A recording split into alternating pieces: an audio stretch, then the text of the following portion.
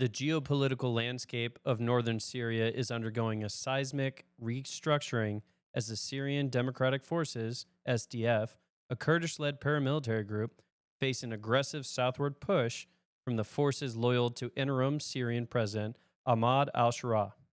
This offensive is framed by the Damascus administration as a necessary campaign of national reunification, aimed at reclaiming territories that the SDF has administered since the territorial defeat of the Islamic State.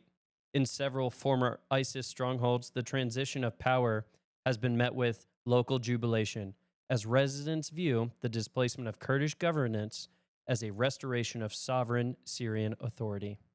For the SDF, the current retreat is shadowed by a profound sense of strategic abandonment.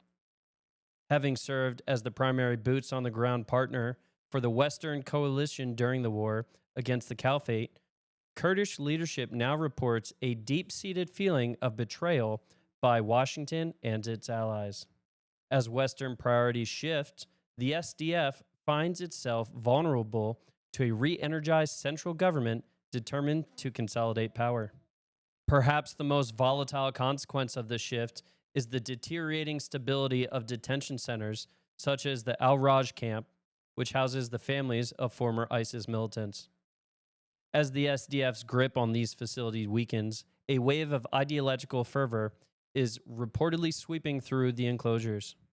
Inmates, many of whom have been rendered stateless by the refusal of their home countries to repatriate them, perceive the incoming government forces and the general regional chaos as a catalyst for their eventual liberation. Hekmia Ibrahim, the administrator of the Al-Roj camp, provided a harrowing assessment of the internal atmosphere. He stated, since the new government took control of Damascus, there have been noticeable changes in the camp. The women are feeling empowered and hopeful, believing that the era of the Islamic State is returning because they perceive ideologically aligned forces to be back in power. This resurgence of extremist sentiment suggests that while the borders of the Syrian state may be reunifying, the underlying ideological fractures remain as dangerous as ever.